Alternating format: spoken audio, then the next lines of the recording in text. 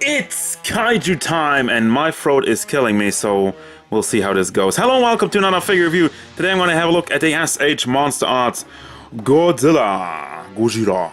And there's like a million versions of Godzilla from the S.H.MonsterArts. To be clear, we got the 1964, the Emergence of Godzilla version. This is, from what I can tell, from the Mothra vs. Godzilla movie. The design, but this is a bit of a repaint. That's why it's called Emergence, because there's a little bit of a sand recoloring going on. It's still the same figure with a bit of a different recolor and some more stuff as far as I can tell. Well, more stuff, not just the energy beam. I had to do a little bit of research because there's like a million Godzilla figures. I don't have any. I always wanted some, and this guy just happened to show up at a very nice price, and I thought, wow, this is really this is like the old school Godzilla. This is what I really was looking for. A nice, old, wonky looking Godzilla. That's exactly what I want, so let's have a look at it together. First and foremost, we're gonna have a look at the size of this guy, and let me see if I can straighten him up.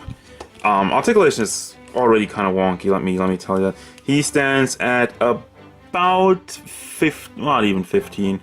More like 14 centimeters to the top of his head.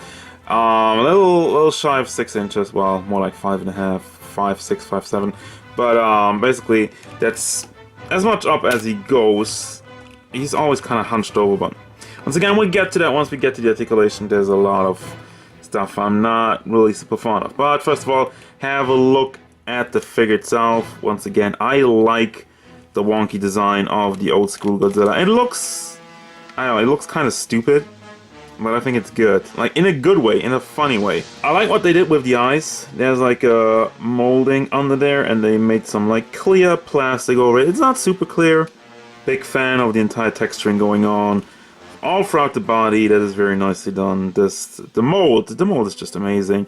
And like I'm saying, the repaint part of this is the entire sand thing going on throughout the body.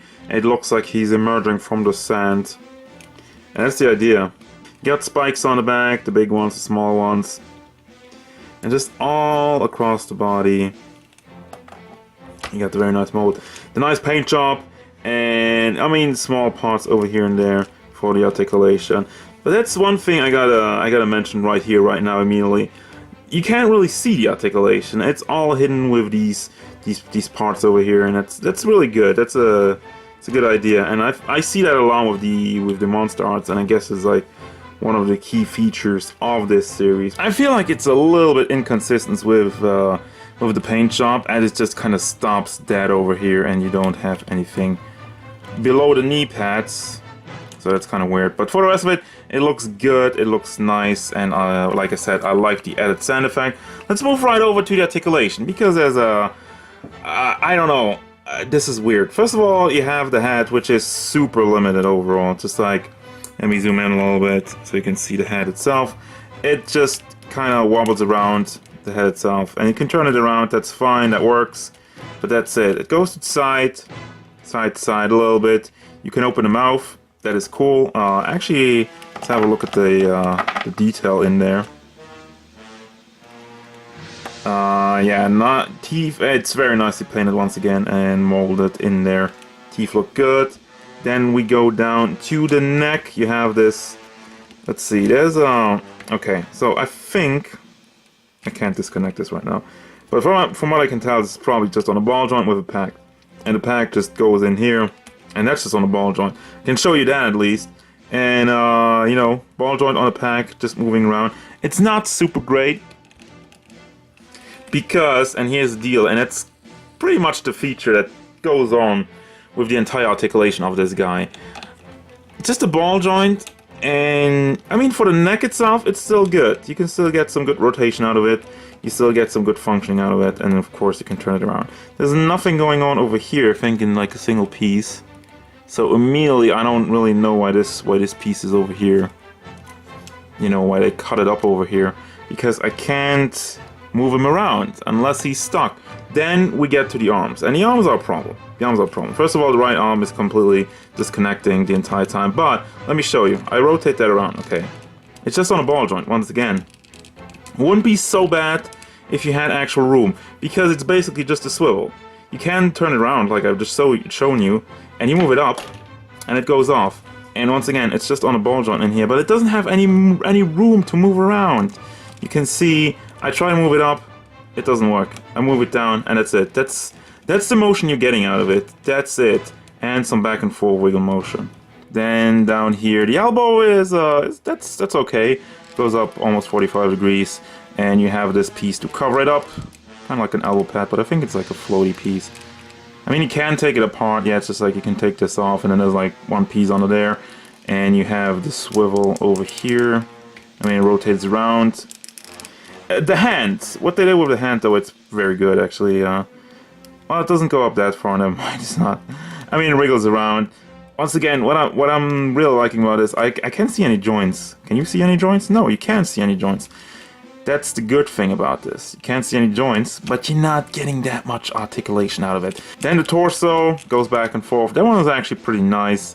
Leaves a little bit of a gap here in the back with the spikes, so looks weird, but you can't really fix that. And you can rotate him around. Probably would go all the way around, but I'm not gonna try it. Then the legs, you have this entire piece up here, which rotates around. He's kind of loose in this leg, so I'm just not gonna go there. Yeah, you can rotate that around. You can bring that up. This piece over here. I'm just concentrating on this piece. You can rotate it around, up and down. And then same thing here at the thigh. You can move that one around. It's wonky. It's once again, you only get that bit of motion. Doesn't really go back and forth. Rotates around. The paint job kind of stops over there. Also a little bit of a problem. Then we got the double hinge knees. That's basically the same thing like all the SH figures. Problem is though, you can only move one hinge at a time. So now I have the lower hinge, you know, over here, and I straighten the leg so then I can use the upper hinge over there, just a little bit. But you can't use both because you're already getting blocked. You're getting blocked, and I'm losing my voice. Getting blocked by the mold. So there you go. It only goes back as far as this goes because there's no more room. And then we got to the feet. Which once again, let's see. Move that one around, side to side, forward, back. Doesn't really go at all. And you can rotate it around. Actually, you can rotate around this entire piece. You can rotate it around everywhere. And then we got the hinge on the claw. Actually, no. It's not a hinge. It's not a toe hinge. Never mind. I'm sorry about that. I think what it is, it's just on a ball joint, on a small, very tiny ball joint. But as a result of not having any room to move around, that's really all you get. Just some wiggle motion, back and forth, side to side. That's it. Then we get, and finally, I keep the worst for last. The dreaded tail. I do not like this. Just make a tail. Yeah, here's the deal. So there's a ball joint in each and every piece over here. So you can move it around over here, you can move it around over here, you can move it around over here, and so on. Problem with that is, it's not really working. It's not really doing much. I mean, I can curl up the tail like that, and then it goes off. And that's the thing.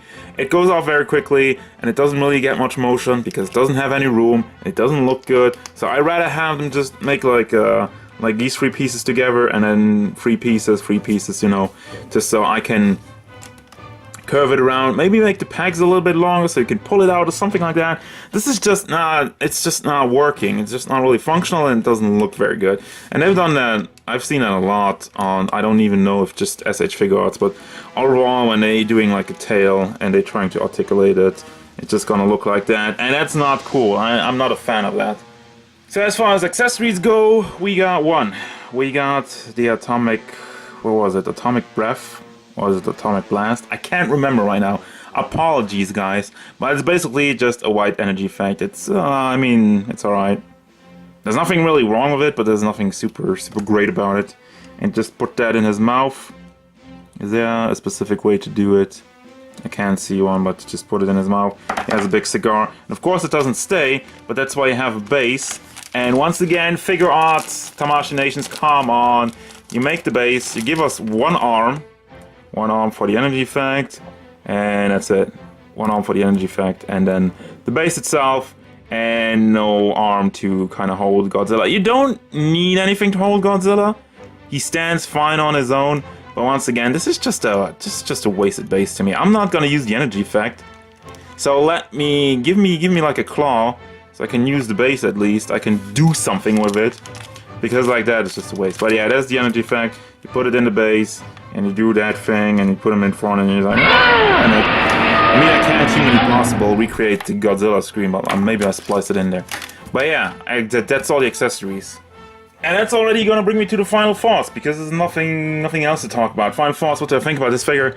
I'm happy that I'm got him, first and foremost. When you're a kid that grew up in the 80s or 90s or whatever, there's a chance that you were like me, and one of the best things on a Sunday afternoon was watching old-ass Godzilla movies, and that was just the bomb. I can't believe I just said the bomb. I'm way too old for that. Anyhow, I like the look of this figure. I like the paint job of this figure. It just really captures the look of the old Godzilla from 1964 or whatever. So it's the old goofy look with a little bit of an added paint job, which once, like I said, it adds more to it. The articulation though, you know, on one side the figure looks really good and you don't really see any joints. You don't see anything that's just disjointed or takes you out of it. No, he looks like Godzilla and you basically just have these panels. But whatever, it's a very nice fluent look overall. But as a result, the articulation doesn't have that much to offer, to be honest. So finally, my verdict, I'd say get this if you want a good looking figure, but don't get this if you're really looking for super great action poses. You're not gonna get that much out of it. And yeah, I'm just gonna leave it at that. As usual, guys, thank you very much for watching. Don't forget, if you enjoyed this review, feel free to hit it up with a like and subscribe to the channel so you can stay tuned for more figure reviews, gameplay stuff, and whatever Godzilla wants.